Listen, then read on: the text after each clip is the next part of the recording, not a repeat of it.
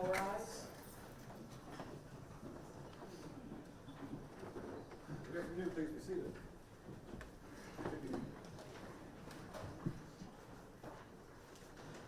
Here for case CR 2025-548, State of Ohio versus Darnell Jones. We're here today to begin the adjudication in this court of the charges against Mr. Jones. We'll go over those charges and death penalty specifications and cover a lot of other necessary ground today.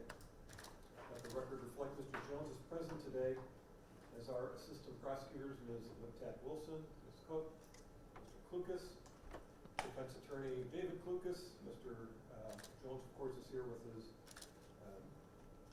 and by them I also mean Ms. Baronis, who is here. Court staff, members of the press, security personnel, and members of the public. This hearing is being preserved for the record by Sarah, our court reporter. And as I said, we've got a lot to cover, so I ask for everyone's patience, perseverance, and best behavior. Mr. Jones, there's a lot of people here today. You can tell. And I can appreciate if you're anxious or if you're nervous. I want you to do your best to focus on me and the questions I'm going to ask you and the information I'm going to give you, okay? Now, as we said, I have a lot to go over. I want to make sure you understand as best you can, okay? Yes, sir. What's your name? Darnell. What's your full name? Well, I go by Ogletree, Darnell Ogletree. They got it as Jones. Okay, can you explain why do they have Jones and why do you call yourself Ogletree? My birth name is Darnell Ogletree, and my adopted name is Darnell Jones. Okay. But ever since I was like 19, I've been under Ogletree. Okay. But does your birth certificate say Ogletree or does your birth certificate say Jones?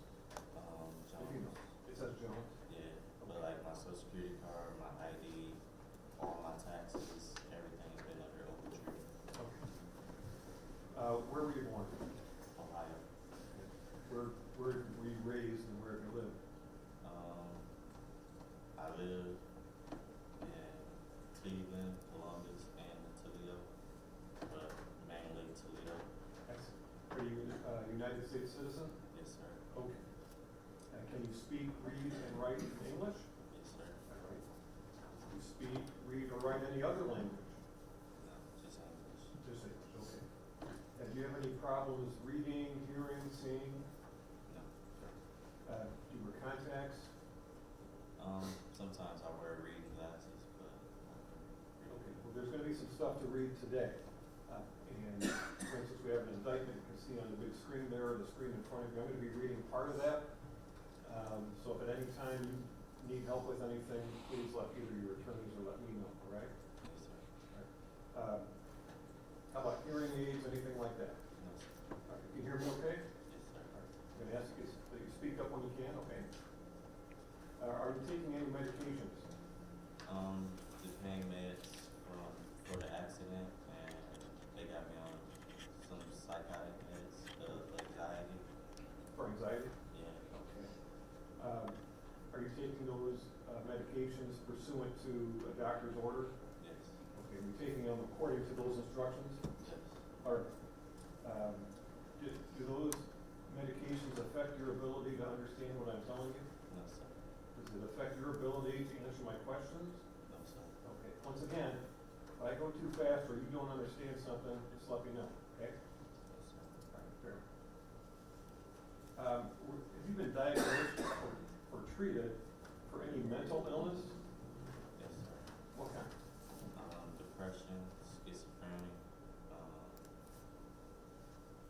bipolar, ADHD, ADD.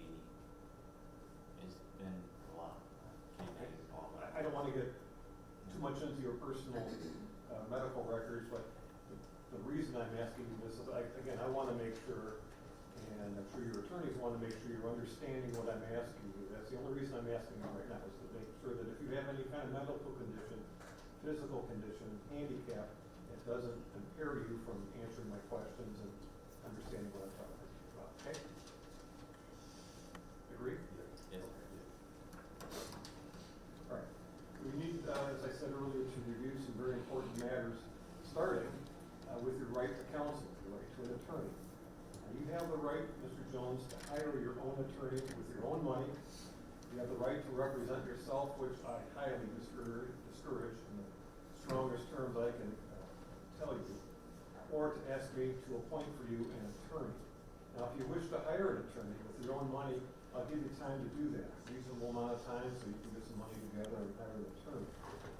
Now, if you hire your own counsel, there is no requirement that he, she, or they be certified to handle what we call a capital case, a case involving the possibility of the death penalty. The record indicates that you were over in municipal court before Judge Nicole Curry, and at that time, I believe the court had appointed you a public defender. Is that right? Okay. Now, I anticipated that you might be asking me to appoint you an attorney or attorneys over here. That's why we contacted Mr. Klukas and Mr. Baronis to see if they would be willing and able to represent you in the matter. Now, the reason we contacted them is because they are both certified by the Supreme Court of Ohio to represent defendants in cases like this. Both of your attorneys, or who may be your attorneys if you want me to appoint them, are so certified. Now, I would appoint Mr. Klukas as your trial lead counsel and Ms. Baronis as trial co-counsel. Now, in anticipation of your appointment, Mr. Klukas, we met with your putative client. I have, Your Honor, on 3 occasions, and Ms. Baronis has also met with him as well. Have you prepared an affidavit of indigency? I have filed a approach.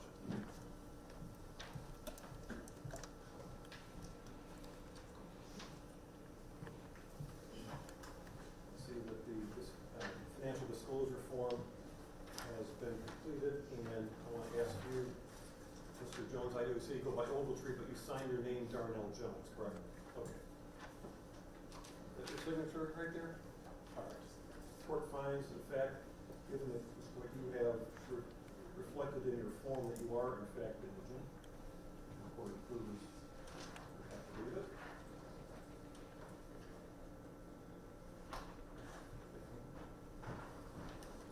The entry that the court issued setting this arraignment and appointment of counsel hearing references a discussion that your attorneys and attorneys for the state of Ohio had with me in chambers that was on April 24th, I believe, earlier this week. Yes. And that entry, I think a copy of that entry is on the table in front of you. It looks like this. Counsel, I'll ask Ms. Latigue Wilson, is there anything you'd like the record to reflect that beyond what is in that order of what we discussed in chambers? No. Mr. Lucas? No, Judge. Do you have any questions about that, Mr. Jones? No, sir. Now, I know Mr. Lucas went over this with you. I want to go over it with you too. As you know, Mr. Jones, Mr. Klukas' son, London Klukas, who's here in the courtroom, is an employee of the Lucas County Prosecutor's Office. Did you know that? Yes, sir. Do you understand that I am going to be ordering your attorney, father, Mr. Klukas, Dave, not to have any communication with his son, London, about this case? Do you understand? Yes, sir. You so agree? Oh, absolutely. Yeah. Okay. Ms. Latigue Wilson, later office wall off London Klukas from any participation in the investigation, research, strategy, discussion, and any and all facets of the prosecution of the case. Yes, Judge, we will ensure that takes place. We've had discussions with Mr. London Klukas already. We also put in place some security measures in the online case management system that the case documents will be uploaded into. Thank you very much. Mr. London Klukas, I'll ask you, will you agree to have nothing at all to do with the case and take affirmative measures, if necessary, to absent yourself from any discussion whatsoever about the case? Yes, Your Honor. Okay, thank you, sir. Now, given what I just heard, Mr. Jones, I find that there is almost certainly not a real conflict of interest here. And any potential conflict of interest now has been avoided because of what you heard them promise in the court that they're going to do and not do. Okay? But I want to ask you, sir, if you yourself are satisfied that Mr. David Klukas can continue to represent you. Yes, sir. All right. Do you have any questions and concerns about that? Yes, sir. You understand that father and son will see each other, Yes, sir. probably be at family events and dinners, and maybe go to a Tigers game or something like that together. You understand that? Yes, sir. You understand that any father and son will be talking with each other about various things, right? Yes, sir. Okay. Now, they promise not to talk about the case in each other's presence, even directly, at any time. And in fact, Mr. London Lucas will be walled out from any participation in this case while he works the prosecutor's office. You understand that? Yes, sir. And you're okay with that? Yes, sir. All right. Now, if you want some time to think it over, I'll give you that time. If you want me to appoint another attorney for you, I'm happy to do that. But since you're willing to go forward with Mr. David Lucas as your attorney, I see that he has provided to the court a waiver in writing, which I'm showing you here from the bench. Have you seen this document before? Yes, sir. I think a copy of it might be on your counsel table as well. On the second page, I'm showing you here from the bench, Mr. Jones. Is this your signature? Yes, sir. Okay. I'll make sure that that waiver of potential conflict of interest is filed with the record of the case. Got a couple of questions now, Mr. Jones, for your attorneys, okay? So I'll ask Mr. Klukas, Ms. Baronis, please confirm you are both certified to be appointed as trial lead counsel pursuant to the rules for appointment of counsel in capital cases. I am. I am as well, Your Honor. Please confirm that you will remain so qualified throughout the entire pendency of this case. I will. I will also. Please confirm that your law offices are located in Ohio. Mine is. Yes, it is. Please confirm that your workload outside this case will allow you ample and sufficient time to devote to this case, and that this case will, when necessary, take precedence over your other professional obligations. Absolutely. That is correct. Okay, thank you. Mr. Klukas, as trial lead counsel, please confirm that you will bear overall responsibility for the work of the defense team in this case. I will. And both of you, I'll ask, will you endeavor to provide high-quality representation to Mr. Jones throughout the case? Yes, we will. That's correct, Your Honor. They are very well qualified, Mr. Jones. They have been certified by the Supreme Court of Ohio to handle death penalty cases. I want to make sure that you're confident in your attorneys, okay? Yes, sir. Would you like me to formally appoint them for you today? Yes, sir. So ordered. If during the pendency of this case, counsel, it's necessary for me to appoint additional attorneys, please bring that to my attention. We will. Your Honor. On your table, counsel, I have the appointment of trial counsel form, which is required to be filed both in this case and with the Supreme Court. I think I may have misstated Ms. Baronis's address since she moved offices I recently. just moved in the last 3 weeks, Judge. We'll correct that. Okay, if you would please, and then return the case, or return that form to me. I'll have it filed with the case and filed with the Supreme Court of Ohio. I'm going to also order our clerk of court to file a notice of filing capital indictment pursuant to revised code 2929.021K. Captain Cromet, welcome. Thanks for coming. I got a couple questions for you, sir. Can the Lucas County Jail provide Mr. Jones and his counsel with appropriate accommodation in which to meet privately and confidentially throughout the case? Yes, Your Honor. Okay. Will counsel need to make any advance arrangements to meet, to show evidence, discuss evidence, et cetera, with Mr. Jones? We'd appreciate a little notice based on our security measures. Call the Corrections Administrator's Office to advise her arrival time and things in a day. Will do, yeah. Okay. I mean, there may be some instances of spontaneity, but for the most part, yes, we can do that. Mr. Cromet, or Captain Cromet, excuse me, are there any security issues which would preclude Mr. Jones from appearing in the courtroom without restraint and in civilian clothing that you're aware of? None that I'm aware of, Your Honor. If there are any medical conditions, on behalf of Lucas County Jail Captain, will you please, under seal, provide any medical information the court needs to know about? We will. Okay. And share that, of course, Always. with counsel. Always. Okay. Captain Schnur? Any security concerns that you would like to have addressed today? Given the high-profile nature of the case, we are asking that once the proceedings have started, that we don't allow any additional members of the public in at each session after the proceedings have started. wanted to, we will be prohibiting, or we would ask the court to prohibit spectators from loitering in the hallways during the proceedings. The court has taken steps to broadcast the proceedings on the televisions on the first floor, and we ask that to be a reasonable accommodation for the public to have access to the trial or to any proceedings once the courtroom is full. Objections? No. Any objection from the state? No. We are now and we will continue in the future to broadcast all proceedings in this case for anybody who cannot fit in the courtroom, which is not the problem today, we have empty seats. But we will be broadcasting everything to the 2 monitors that are on the first floor by the snack shop. It's an amply sizable space for any member of the public to come and use so that we can ensure that Mr. Jones doesn't have a secret trial, but that you have a public trial that you're entitled to. Do you understand that, sir? Yes, sir. Okay, good. I would also endeavor to hold future hearings, pre-trials and the like on Friday mornings at 9, so as not to interfere with the other business being conducted in the court. Wednesdays, this is an off one for us because I wanted to make sure that we had the arraignment as soon as we could. But going forward, I would anticipate using Fridays at that. Okay.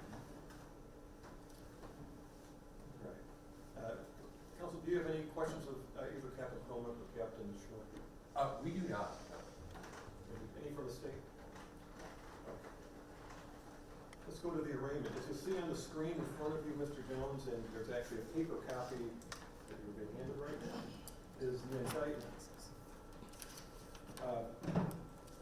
Usually, the reading of the indictment is waived, and Mr. Klukas, I believe you would have no problem with the court waiving before reading of the indictment? No, in fact, we would offer a waiver of the reading of the indictment. What I'd like to do is then, rather than read the whole thing word for word, which will take us a half hour, I want to go over with you the nature of these charges, because I want you to know them so that you have as much information as you need in order to deal with your attorneys and ask them pertinent, intelligent questions and all of that, okay? All right, so let's begin. And then, as I said, it's on the screen too, if that's easier for you to read that one. All right, so the indictment has a case number on it, has your name on it, and it has some operative dates. This indictment, Mr. Jones, contains in it 15 different counts. A count is simply a charge that you violated the law. Let's start with the first one here. You've got count 1, aggravated murder, UF means unclassified felony with specifications. And it alleges that you did purposely and with prior calculation and design cause the death of Kei'Mani Latigue in violation of those code sections, making it aggravated murder. Now you're going to see beneath that felony murder specification, which alleges that you committed, attempted to commit, or were fleeing immediately after committing or attempting to commit rape, and either the offender, you, were the principal offender in the commission of the aggravated murder, or if not the principal offender, you committed the aggravated murder with prior calculation and design. The specification under that also says felony murder. It's the same as the one I just read with the replacement. Instead of rape, it says kidnapping. And the third felony murder specification replaces rape or kidnapping with aggravated burglary. Otherwise, those 3 specifications are essentially the same. You'll see on the next page that there is also a murder to escape specification, which reads that the offense was committed for the purpose of escaping detection, apprehension, trial, or punishment for another offense committed by you, to wit, rape, kidnapping, and or aggravated burglary. Below that is what's called a sexual motivation specification, and it says that you committed the offense with a sexual motivation. Finally, it says sexually violent predator specification, saying that you are a sexually violent predator.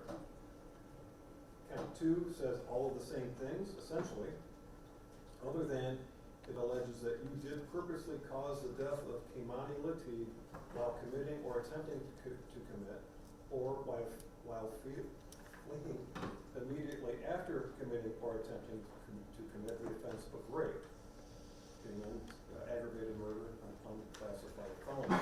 You'll see the same essential specifications: felony murder times 3, the murder to escape shape specification and the other two specifications that were attached to count one. I won't read those again for you, since your attorney rather, is waived reading. So we're going to count three, which is another aggravated murder charge, alleging he purposely caused the death of Kei'Mani Latigue while committing or attempting to commit kidnapping. You'll see the same specifications in count three as you saw in counts one and count two, with the names of the offenses changed where appropriate. And then there's count four, which is the last aggravated murder charge against you. It reads similarly to the ones I just read. Okay? We'll move down to count five. Count five is different. It's rape, a felony of the first degree with specifications, which alleges that you did engage in sexual conduct with Kei'Mani Latigue when you purposely compelled her to submit by force or threat of force, constituting rape a felony of the first degree. That charge has a sexually violent predator specification, as you can see below. Count six is similar. It alleges it's a count of rape with a specification. It alleges that you did engage in sexual conduct with Kei'Mani Latigue while you purposely compelled her to submit by force or threat of force. Again, rape a felony of the first degree, and it's got that same sexually violent predator specification. Count seven, there it is on the screen, is a count of kidnapping. It's a felony of the first degree with specifications. Now that alleges that you did, by force, threat, or deception, remove Kei'Mani Latigue from the place where she was found or restrain her liberty for the purpose of engaging in sexual activity with Kei'Mani Latigue against her will, in violation of the law constituting the offense of kidnapping. Furthermore, the victim of the offense is alleged to have been under 18 years of age. That kidnapping charge carries with it both the sexual motivation and sexually violent predator specifications. Count 8 is also a kidnapping charge, alleging that you did by force, threat, or deception remove Kei'Mani Latigue from the place where she was found or restrain her liberty for the purpose of facilitating the commission of rape or flight thereafter, also constituting the charge of kidnapping, a felony of the first degree that has the sexual motivation and sexually violent predator specifications attached to it. And you'll see in count 9, that's the third kidnapping charge, alleging that you did by force, threat, or deception remove Kei'Mani Latigue from the place where she was found or restrained her liberty for the purpose of terrorizing or inflicting serious physical harm on Kei'Mani Latigue or another violation of the revised code. Also kidnapping, a felony of the first degree with the same two specifications as the other two kidnapping charges. When we get down to count 10, it's now aggravated burglary, a felony of the first degree. Now that alleges that you did, by force, stealth, or deception, trespass in an occupied structure or in a separately secured or separately occupied portion of an occupied structure when Kei'Mani Latigue, a person other than the accomplice, was present with the purpose to commit in the structure or in the separately secured or separately occupied portion of the structure any criminal offense, to wit, rape, and you inflicted or attempted or threatened to inflict physical harm on Kei'Mani Latigue, constituting the crime of aggravated burglary, felony of the first degree. Counts 11 and count 12 are both endangering children. They're a little bit different, so I'll describe each one to you. The first count, that is count 11, of endangering children, alleges that you did abuse Kei'Mani Latigue, a child under 18 years of age with whose birthday provided, constituting endangering children with a furthermore clause that the violation resulted in serious physical harm to Kei'Mani Latigue. And the other endangering children charge, felony of the second degree, count 12 of the indictment, alleges that you did torture or cruelly abuse Kei'Mani Latigue, a child under 18, constituting endangering children, and that the violation resulted in serious physical harm to her. Okay, count 13, gross abuse of a corpse, felony of the fifth degree. That count, Mr. Jones, alleges that you did, except as authorized by law, treat a human corpse in a way that would outrage reasonable community sensibilities, constituting gross abuse of a corpse, felony of the fifth degree. Finally, with counts 14 and 15, each of them is a count of tampering with evidence. Each of them is a felony of the third degree. Each of them allege that you did, knowing that an official proceeding or investigation was in progress or was about to be or likely to be instituted, alter, destroy, conceal, or remove any record, document, or thing with purpose to impair its value or availability as evidence in such proceeding or investigation in violation of the law constituting tampering with evidence, a felony of the third degree. As I said, counts 14 and 15 are essentially the same. Did you understand what I read you? Yes, sir. How do you plead? Not guilty. Next witness, I'm sorry. Let me see if I can be a little more precise here. Okay. So, with respect to count 1, Judge, to the charge of aggravated murder on behalf of Mr. Jones, we offer a plea of not guilty. To the 3 felony murder specifications, the 29-2904A7 specifications, we offer pleas of not guilty. To the murder to escape specification, we offer a plea of not guilty. To the sexual motivation specification, we offer a plea of not guilty, as well as a plea of not guilty to the sexually violent predator specification. Likewise, for count 2, to the substantive count of aggravated murder, we offer a plea of not guilty. To the 3 felony murder specifications attached to that count, we offer a plea of not guilty. To the murder to escape specification, it's a plea of not guilty. Sexual motivation specification, we offer a plea of not guilty, and a plea of not guilty to the sexually violent predator specification. With respect to the substantive count charged in count 3, the aggravated murder, we offer a plea of not guilty. To the 3 felony murder specifications attended to count 3, we offer a plea of not guilty. To the murder to escape specification, we offer a plea of not guilty, as well as a plea of not guilty for the sexual motivation specification and the sexually violent predator specification.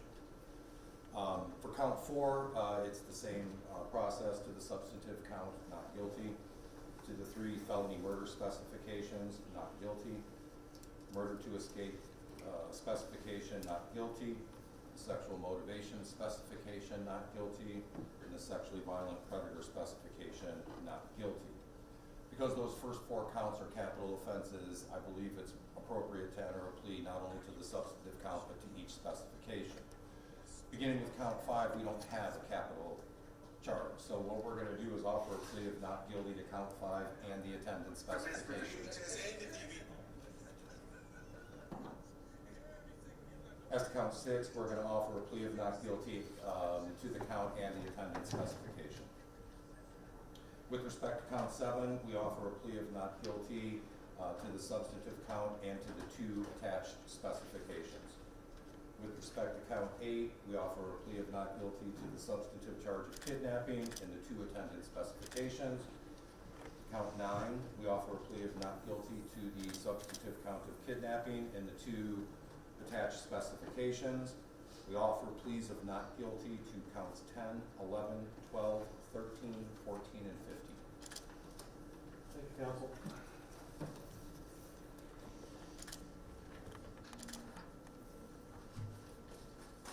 Let's please run into the record.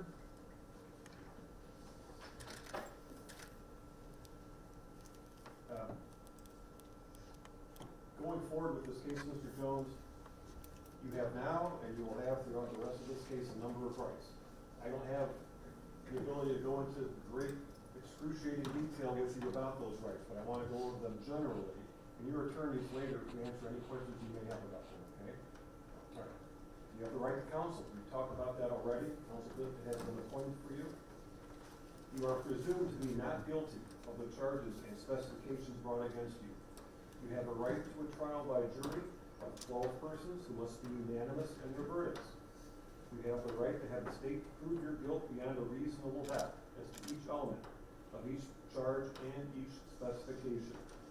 You may waive your right to trial by jury and opt to have a 3-judge panel try the case instead of a jury. You have the right to confront any witness who testifies against you at trial and have your lawyers cross-examine them for you in the courtroom in your presence. You have the right to what we call compulsory processing, which uses the subpoena power of this court to allow you to have any witness you want to testify in this case for you on your behalf to be brought in here to testify for you, so you can call that witness. You cannot be forced to testify against yourself at trial, and if you chose not to testify, your silence could not be used against you in an attempt to prove your guilt. You have the right to be present at every stage of this case. You have the right to hire the services of experts, with the court paying the bill for them. And you have the right to present evidence and mitigation at the sentencing phase of this trial. Again, these are a generalized version of your rights. Do you understand? Okay. Remember, you can ask your attorneys at any time if you have specific questions about any one of these rights, okay? Yes, sir. Okay. Now, as you know, death penalty specifications have been a part of this case. That means this case will be divided into two parts, the trial phase and the sentencing phase, if necessary.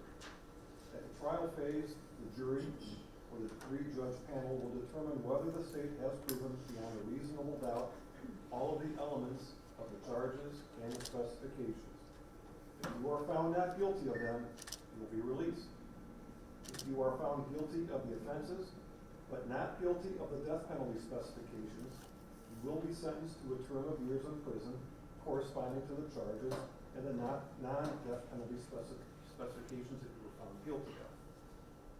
If you are found guilty of one or more of the death penalty specifications, which we also call the aggravating circumstances, and that or those aggravating circumstances are not outweighed by factors which mitigate against the imposition of the death penalty, the jury will return the death sentence.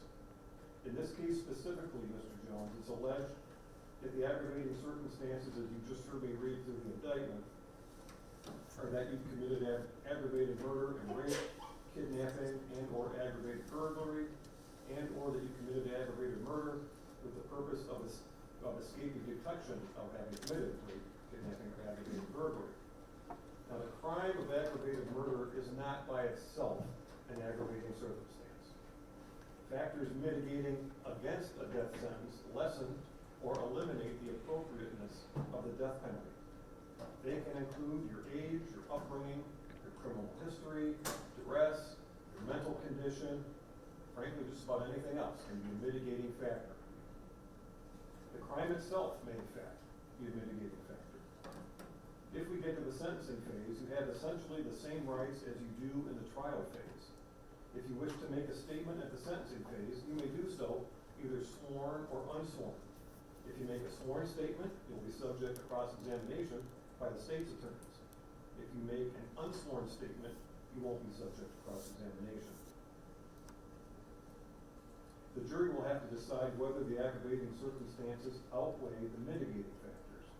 If they find that the aggravating circumstances outweigh the mitigating factors and conclude beyond a reasonable doubt that they do, they will return a sentence of death. It is then up to me to make my own determination based on a similar weighing process whether the death sentence is appropriate. If I agree with the jury, I will impose a death penalty. If I disagree with the jury, I will impose a sentence of life imprisonment. I may not impose the death penalty if the jury declines to impose it. All jurors must agree before a death sentence may be imposed. Likewise, if you choose to have a three-judge panel instead of a jury trial case, a single judge can prevent the imposition of the death penalty. However, if all three judges agree to impose the death penalty, it will be imposed. And if the death penalty is imposed, this case will automatically be appealed to the Supreme Court of Ohio. So my explanation of your rights and the law and procedures concerning these charges, as I said, is basic and general. As with anything involved with the law, there are many complicated details and exceptions. I just don't have time to go over all of those with you now. I just want to give you a preliminary basic outline, okay? Yes. All right. Ms. Liptak Wilson, Ms. Cuck, you want to be heard on bail. I know that you filed a request with the court in writing. I don't know if Mr. Lucas and Mr. Holmes have had a chance to review it. I have. You have seen it. Ms. Liptak Wilson. Thank you, Judge. pursuant to Article 9, Section 1 of the Ohio Constitution and the case law referenced by the state of Ohio in its motion filed this morning, the state is requesting that the defendant be held without bail or bond. Doesn't that section of the Constitution require that the proof is evident or presumption greater of the commission of the offense by this defendant? Yes.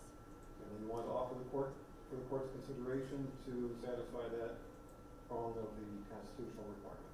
Not at this time, Judge. We'll turn to counsel for the defendant to see if they have anything they would like to offer contrary to that at this time. Very well. Mr. Lucas?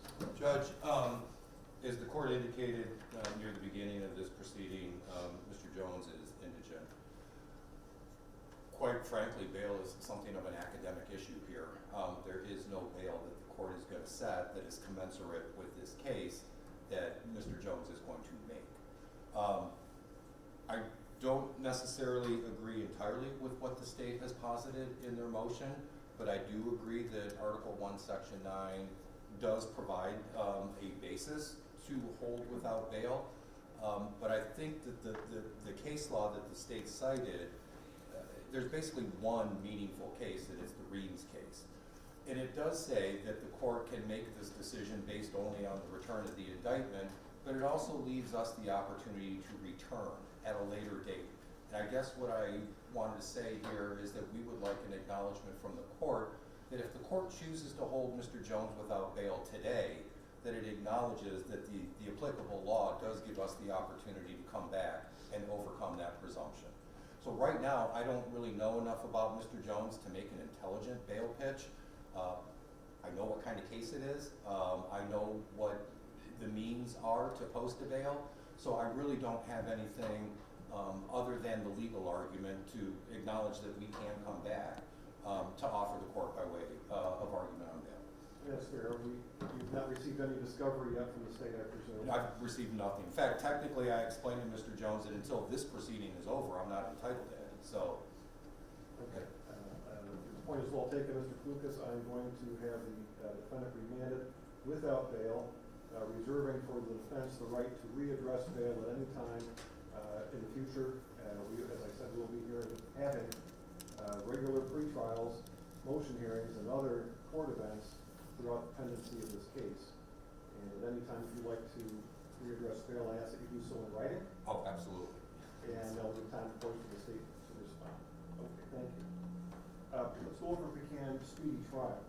Mr. Jones, you have a constitutional right and a statutory right to have your case tried speedily. I would ask whether the state has a date of arrest from which we can begin counting days. Just one moment, Judge. Sure.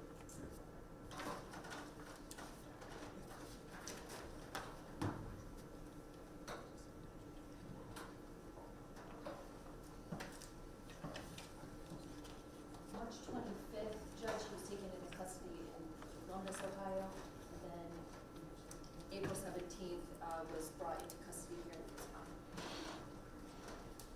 Thank you. Mr. Jones, you have the right to be brought to trial within 270 days of your arrest, but since you've been in custody continuously, each day in jail counts as 3 days. That means you have the right to go to trial within 90 days from the date of your arrest. You have a separate constitutional right to a speedy trial, based on a number of factors that I would have to consider.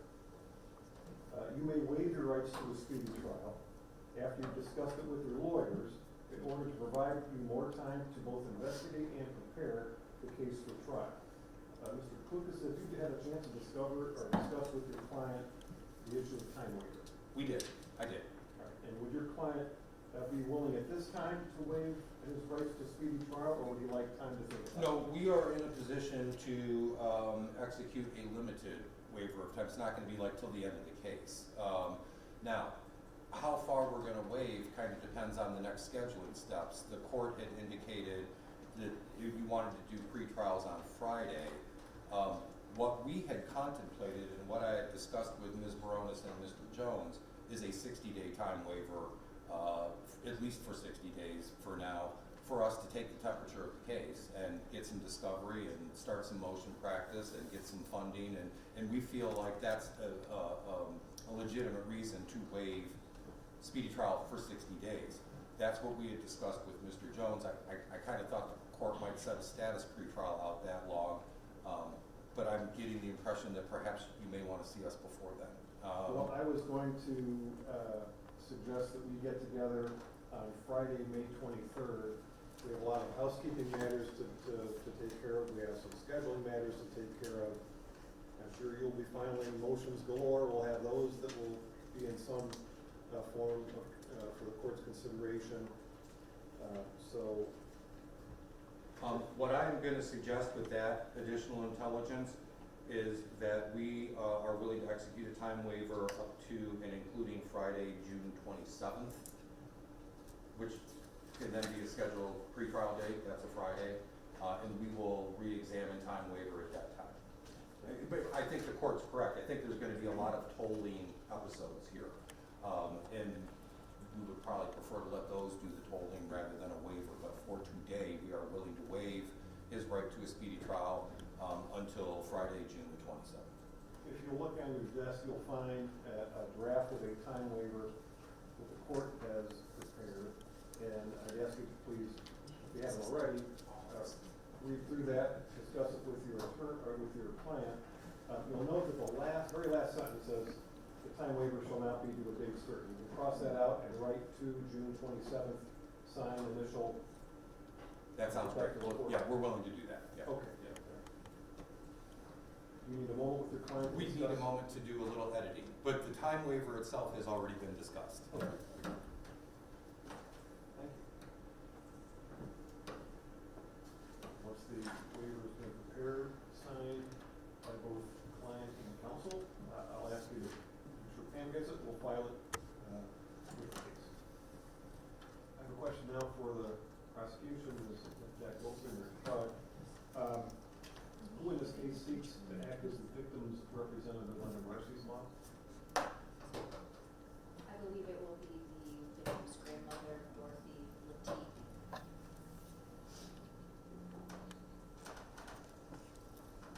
Is she present today? Yes. Has anybody else applied or spoken up with a desire to be named by the court as a victim's representative? No. Okay. Thank you. Question for both sides now, if I may. Is there any objection to a gag order prohibiting counsel and all others acting through or on behalf of counsel and parties from making any public statements regarding the case, unless, of course, those statements are made on the record while court is in session, and also from providing any information regarding the case to any person, media, or other entity? I believe Ms. Baronis and I are of the same opinion, which is we are not in the habit of making public statements anyway. So the order that the court proposes is fine with us. No objection from the state. The court will then order and will issue a written order to that effect. And of course, Mr. Jones, so you understand the purpose of the order is to limit the effect of pretrial publicity and ensure that this case is tried right here in this courtroom, not out there in the community. Okay? I anticipate, as you all know, many motions and other documents will soon be filed. I'll be issuing some housekeeping orders regarding those, but for now, I would direct the parties to alphanumerically sequence their motions. I think there may have been some filed already, so we may have to back number those. The defendant will use numbers, the state will use letters, the court will use Roman numerals. We have a number of friends here in the media. Pam has provided you with a copy of Superintendent Rules 12, which will govern the recording, broadcasting, and photography of court proceedings. Our court administration and our courtroom staff can assist you with any issues. If you'd like to be kept up to date on scheduling, please make sure that Pam, my criminal bailiff, has your email address. Because sometimes at the last minute we have to reschedule things and hate to have you come all the way down here only to find out that at the last minute we had to waste some time. I would ask kindly that you refrain from broadcasting images of Mr. Jones outside of the courtroom and at any time that he might be wearing restraints in order to preserve the jury pool and, of course, Mr. Jones's presumption of innocence. Okay? And thank you. Your Mr. Honor, Jones, if I may approach with this signed waiver. oh, thank you.